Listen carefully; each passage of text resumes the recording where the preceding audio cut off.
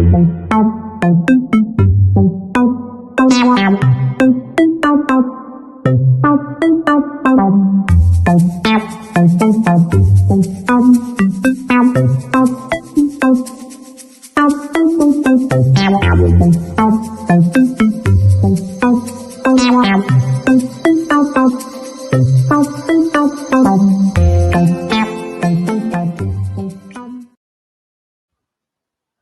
evening, guys, and we're just waiting for Alan to come. He's probably spreading his marmalade, and we're just waiting for Alan. Now, Alan Whitehead was on Marmalade. Do you remember Alan Whitehead? He was the drummer, and anyway, so hopefully he'll be on very soon. We hope, and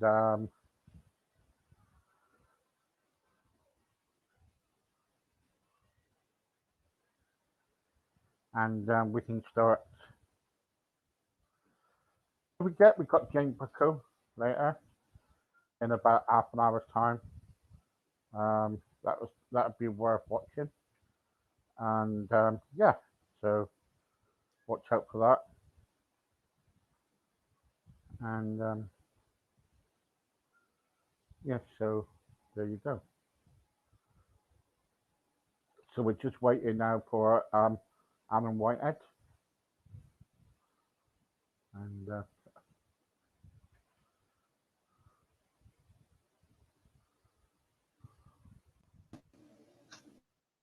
Alan. Oh, Steve, you got me? You all right?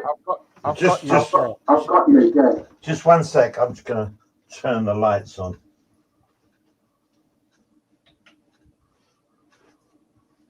Right. Be a bit better, probably a bit brighter. There we go. Good man. Hey, you're living in the posh place now, ain't you? What's that? You're living in the posh place now, ain't you? Oh, it's just my office. Oh, I don't know. See all these people, eh? All these, I don't know. Anyway, ladies and gentlemen, this is Alan Whitehead. Do you remember that group called Marmalade? And the drummer? Well, here he is. He's the drummer. Tell me, because a lot of people's on at the moment on the radio side of things, and some people have heard of you, some people haven't, and most people's come back and start listening to you again. Tell us, why was Marmalade set it up? Why was Marmalade what? Sorry, Steve? Yeah, sorry. Why was Marmalade set it up in the beginning? What was, Well, the original group was called Dean Ford and the Gaylords, and when I joined them, that we just done a deal with CBS Sony at the time, and Sony had a group in America called the Gaylords, so we had to change our name, and our manager came up with the idea of Marmalade. So I thought it was a good name, actually. We were called the Marmalade, and it just became Marmalade eventually. So it was about just as I joined them, actually, they changed their name. Right. Okay. I tell you what I want to do tonight is I want to kind of like get onto your naughty side of things. Talk about your naughty side of things, because every group, you can't tell me every group don't behave themselves, right?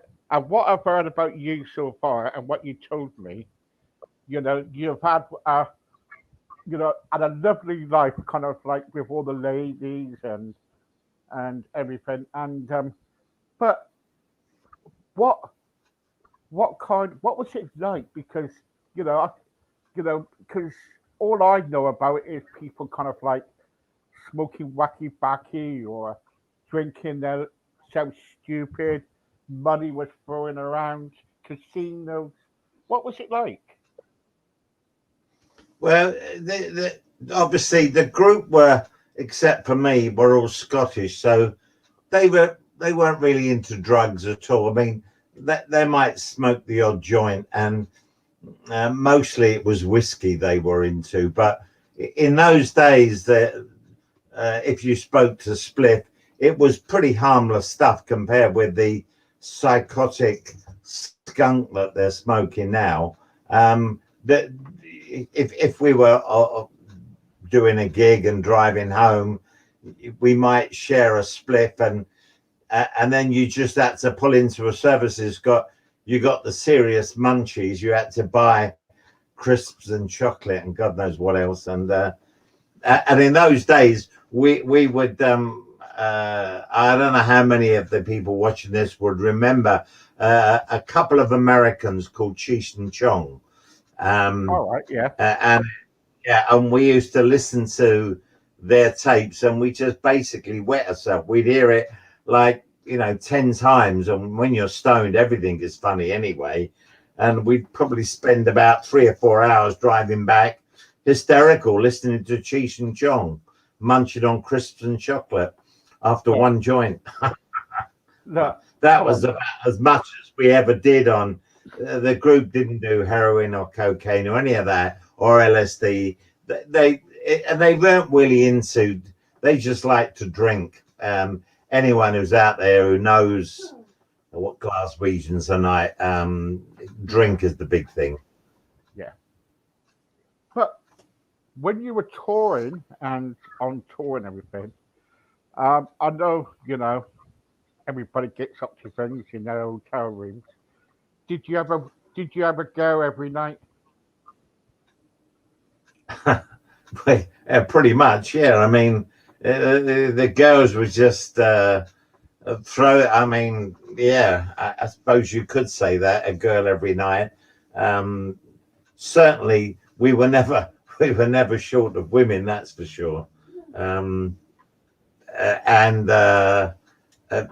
every night was after the gigs. I mean, there was just loads of girls. You should take your pick, really. Or it was very hedonistic days, I think. Not that it's anything to be proud of, but I mean, we just did what young guys did. We were young and randy, and there was as many girls as you wanted. So, I mean, I do recall sometimes waking up with maybe 3 girls in my bed. God knows I wouldn't be able to do it now, but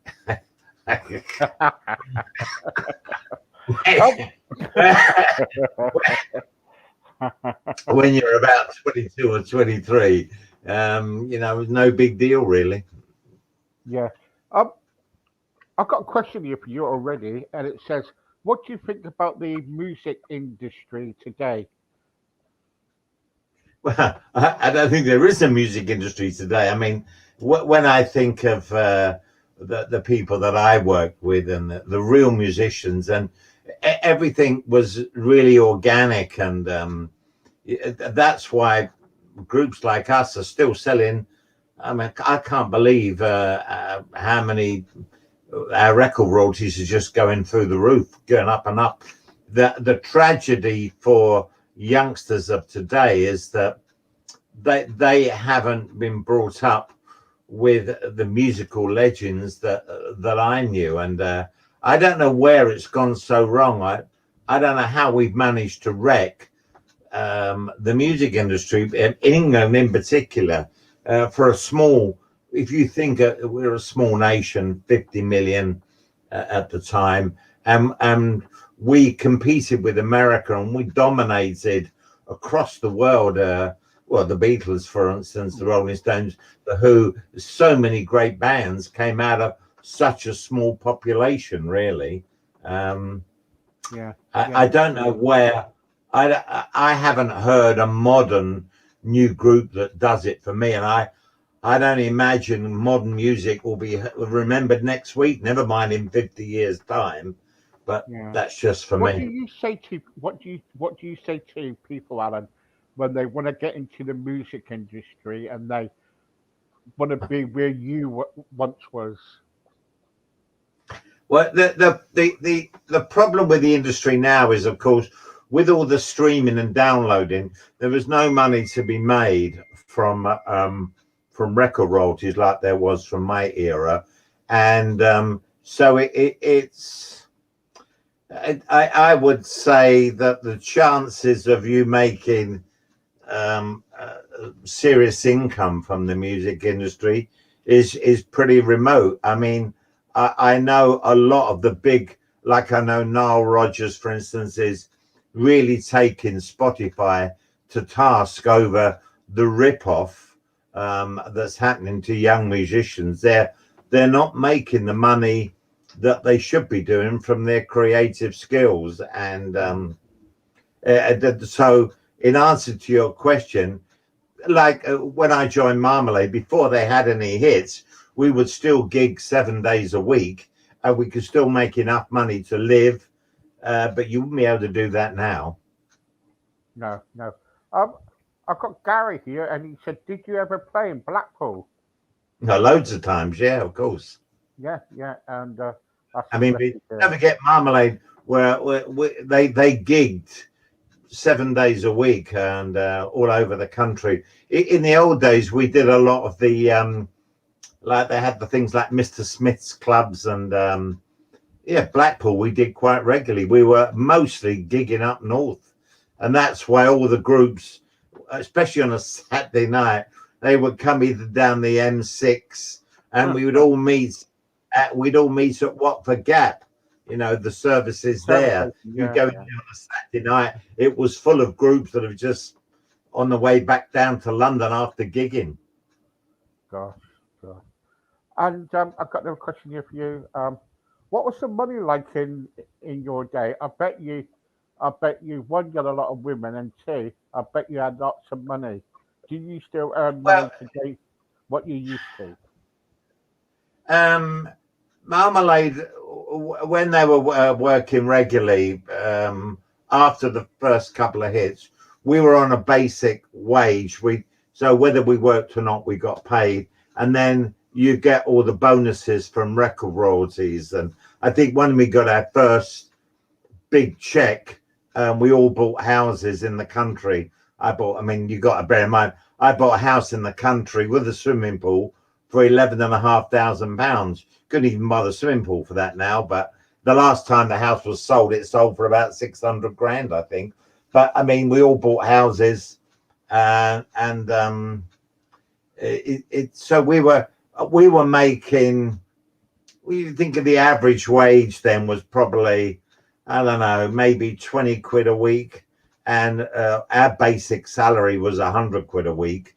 So, and I had a flat in Hampstead and an E-type Jag, and I was out every night partying, and I could do that really well on 100 quid a week. Well, 100 quid a week now, you'd about fill your car up with that, wouldn't you?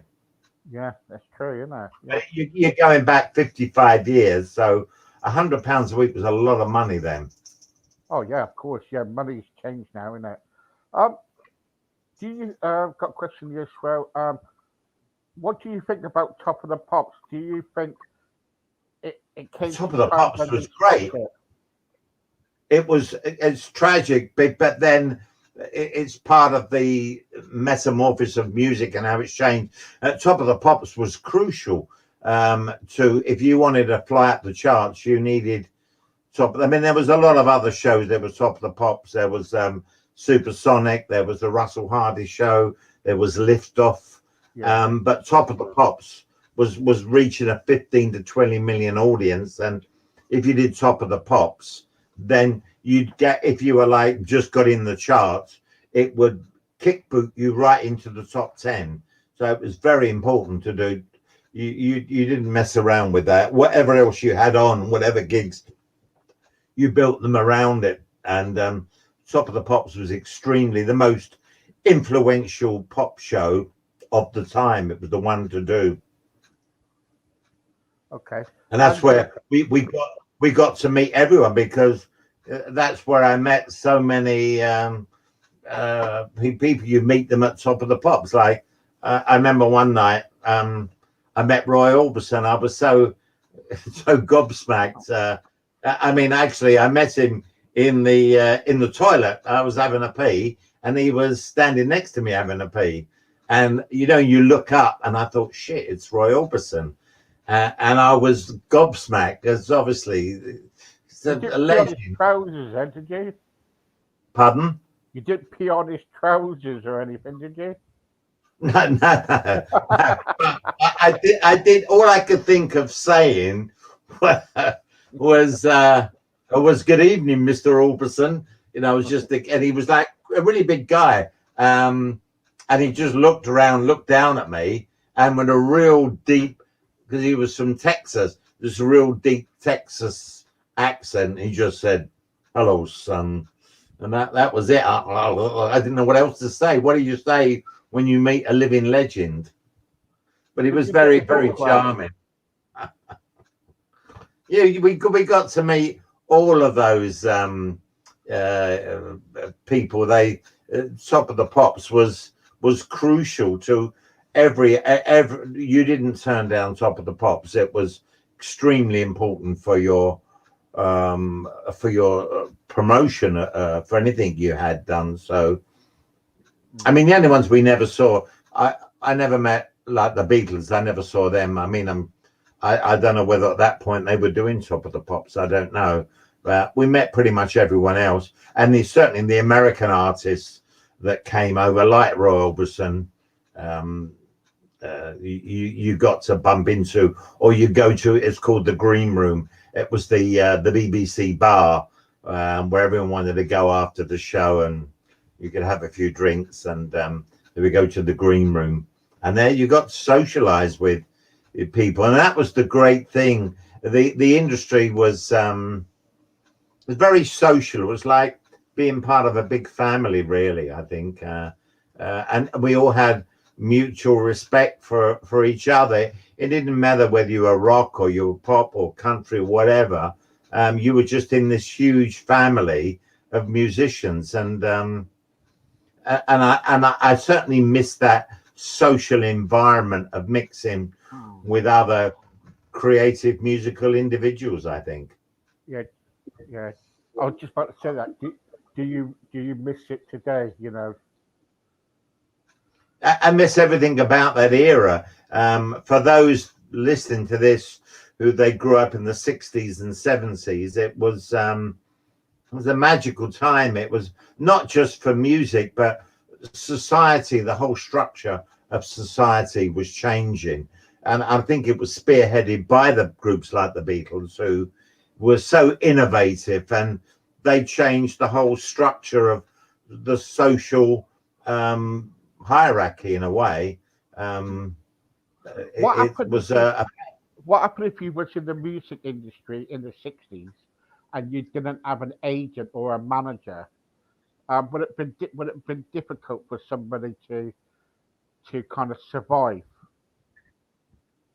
we, we had obviously agent, our manager and our agent were the same, but there was years ago you could be a manager and an agent, and then the EC changed all the ruling because a manager is employed by the artist and an agent employed, so they thought it was a conflict of interest to have a manager and the same person be your agent. But technically, I didn't see the difference. I mean, our manager's job was to promote us and get us work. So we were with Starlight Artists, Peter Walsh, who managed, I mean, quite in his heyday, he had us, Fleetwood Mac, Hot Chocolate, Mac and Katie Kassoon, Tremolos, I mean, Bay City Rollers. They were all start at one point in the top 20. Starlight Artists had 10 in the top 20, had 10 of those artists were with Peter Walsh. He's long dead now, but a typical Yorkshireman. Didn't know much about music. He did when we'd recorded, we'd done Obla D, and he was in I think South America with the Tremolos, and we got a telegram telling us that not to record it and not to release it because no way was it a hit record. You know, Obla D just rocketed up. It's laughable, but Peter Walsh was that old school manager, and uh, a lot of his psychology. When I became a manager, I used to use his psychology because it is when you're managing people, it's switching from an artist to a manager to take. I think it helped me, having been an artist. I wanted to be a better manager, but I think my experience contributed to, at least I understood what artists would have to go through on the road. But the 60s and 70s, when I quit in 1978, it was and then I became a manager for 30 years. So but it was a fantastic time to be involved in the music industry, I think, for me personally. I mean, I still work. It's not a hobby, but I work with Steve Glenn, who was Mickey Most right-hand man.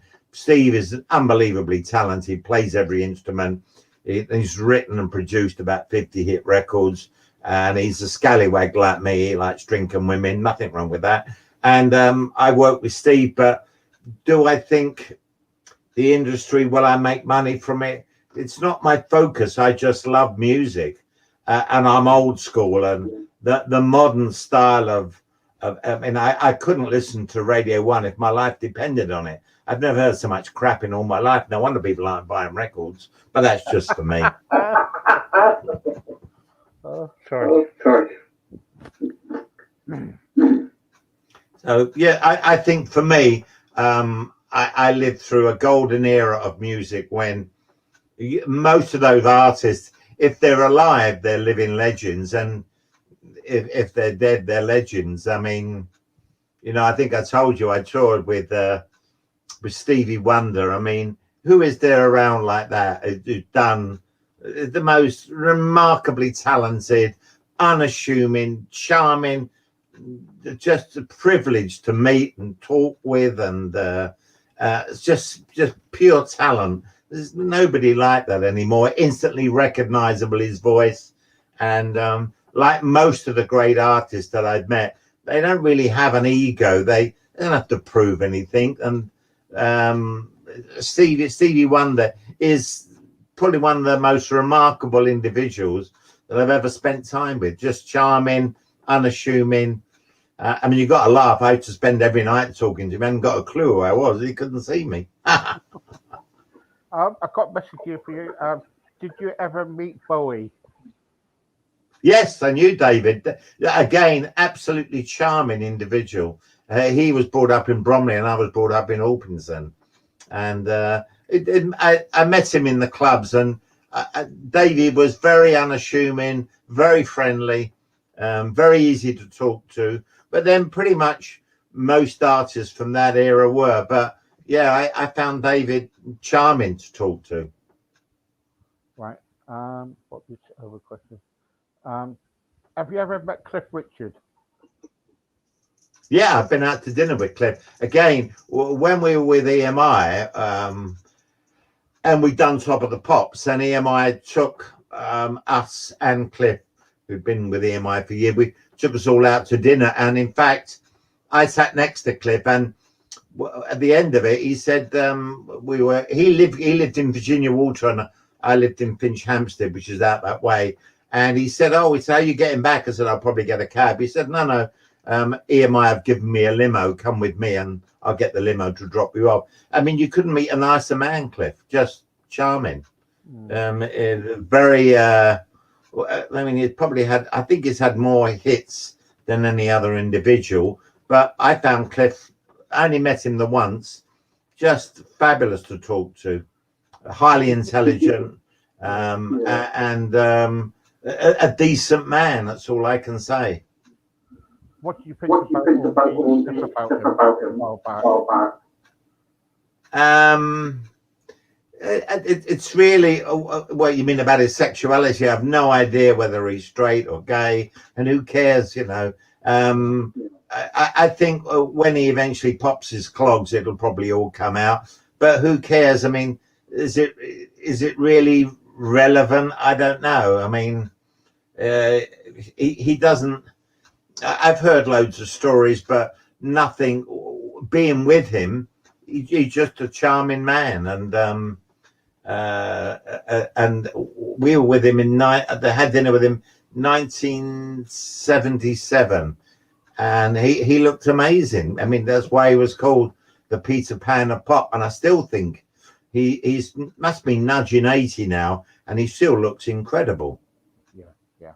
Yeah, so I have nothing. There are very few people I've met that I think I've been disappointed with, and I think there's no reason for any artist, no matter how successful they are, to be rude or diva-ish towards anyone, really, either fellow artists or fans. I mean, providing people were polite to me, I was always took the time and trouble to be polite back. I mean, obviously everyone gets, there are rude people who are demanding and maybe aggressive or jealous of this or that. I don't know, but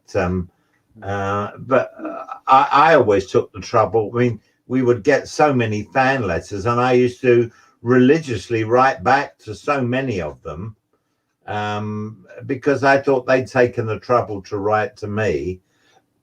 I felt obligated to write back, but yeah, the most artists, it's like I said, it's like a brotherhood, and they just see you as another guy in the same industry. I mean, I was never. I think the only artist I met Paul McCartney after we'd had Obla. I met him in the Revolution in London, and he's the only guy I sat talking to him for a couple of hours.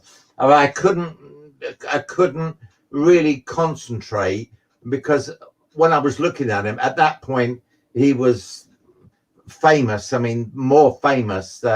Everyone in the world knew who he was, and he was just fabulous. Paul. We chatted about all sorts of things, but he's the only guy that I remember. I couldn't get my head around that I was actually sitting talking to him, because I told him that he told me, he said that the rest of the Beatles were really pissed off with a comment we'd made about typical Marmalade, that the least they said something, you'd think that they would send us a crate of whiskey because we'd made one of their songs a hit.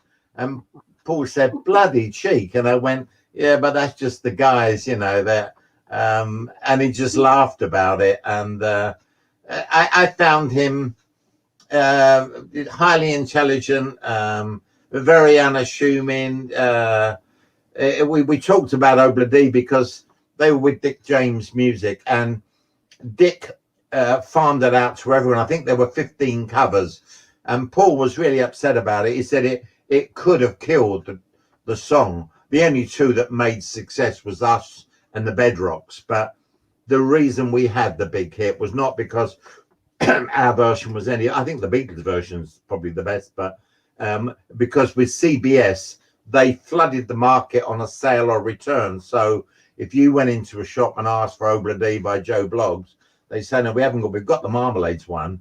So at one point, you have to get your head around this. We were selling 75,000 singles a day, and it just rocketed up the charts. But with respect to Obla, it was a hit record for anyone. It didn't really matter whether it was us or anyone else. It was a hit record, and we were just lucky enough. We had enough momentum behind us. We had CBS, probably the biggest label in the country, behind us, and it got to #1 all over the world, thanks to the fact it was a great pop song. If I was honest, it didn't really reflect what Marmalade were about, but it was just what the Marmalade needed after Loving Things and Wake Me Around. We needed a massive, stonking big #1 hit, and that really established Marmalade ongoing.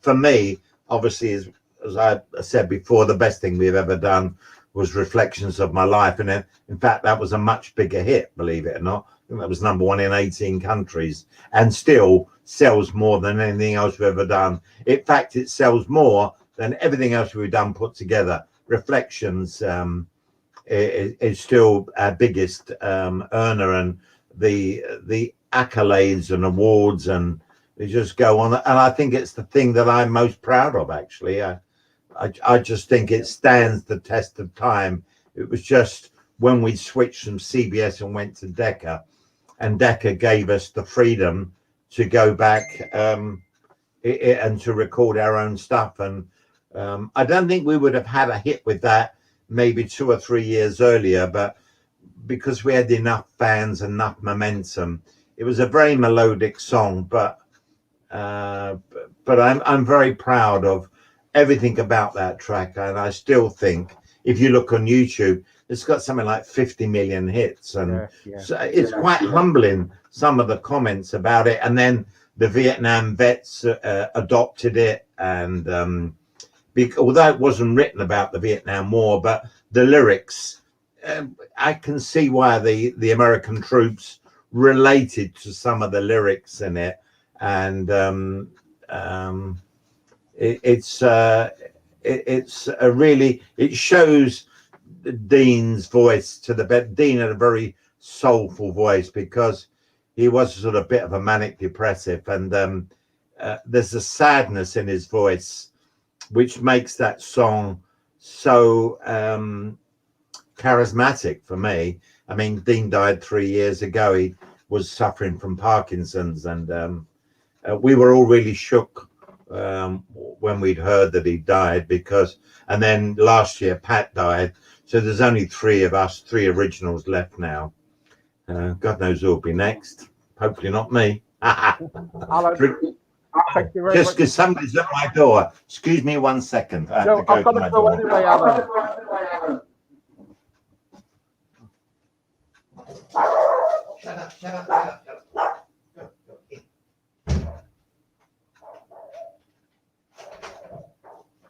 Hi, yeah, hi. Hey, what's been on? Sorry, excuse me, I'm just doing a live interview. Sorry. So, your room is up there on the first right. Thank you. I'll be with you in a sec. Yeah, I'm going to pack myself. Yeah. You going to go out tonight? No. I'll give you a key, otherwise you're not. No. All right.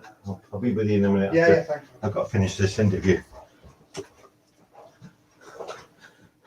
Alan, I've got to go in. Alan, I've got to go now anyway. So thank you very much anyway. That's okay. Anytime you want me back, and just let me know, mate.